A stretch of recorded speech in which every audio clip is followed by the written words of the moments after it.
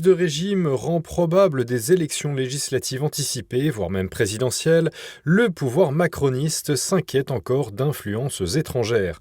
Mais dans ses pires cauchemars, un nouveau type d'influenceurs, les grands patrons de la tech. Car en effet, quand Pavel Durov fustige des dirigeants français, Elon Musk le retweet.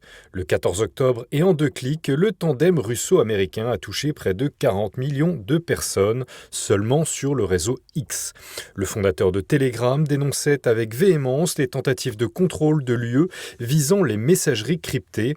En effet, la veille, l'Union européenne retirait sous la pression un projet de loi afin de contraindre les services de messagerie à scanner chaque message échangé, officiellement afin de protéger les enfants des prédateurs sexuels sur les réseaux sociaux.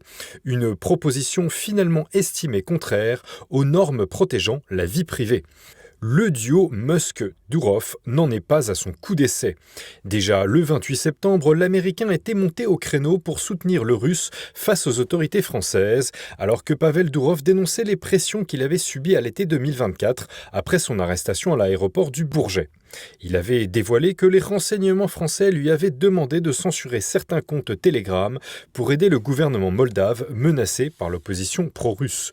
De quoi faire frémir les obsédés des supposées ingérences russes et de la mouvance MAGA américaine qui voit se profiler une convergence russo-américaine.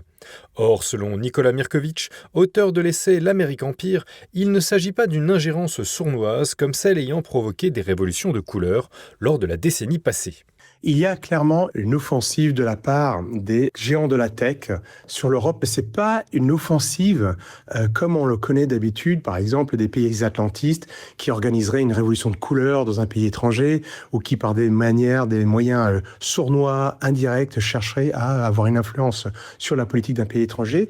Là, c'est grâce à des investisseurs, par des hommes d'affaires étrangers qu'on a la possibilité de retrouver un débat. Donc c'est quand même quelque chose qui est assez différent. C'est-à-dire que le paradoxe aujourd'hui, c'est que la liberté d'expression est revenue en Europe grâce à des personnes comme Pavel Durov, le patron de Telegram, grâce à des personnes comme Elon Musk sur X, alors que dans les médias dominants en France, et la scène politique ont tendance à être de plus en plus cadenassée. Il est fondamental de rester indépendant. Pour autant, c'est pas parce qu'on se méfie de l'impérialisme américain qu'on va dire non à des outils qui pourraient provenir des États-Unis, qui nous simplifient la vie. Ce qui est fondamental, c'est quel est l'intérêt des Français dans un sujet particulier ? Dans les couloirs du Quai d'Orsay, on parle déjà en langage technocratique de frontalité additionnelle sur les réseaux sociaux, selon les termes utilisés le 9 septembre dernier lors d'une conférence de presse par Anne-Marie Descôtes, secrétaire générale du ministère français des Affaires étrangères. Pour tenter d'endiguer le phénomène, le Quai d'Orsay a créé un compte X, French Response,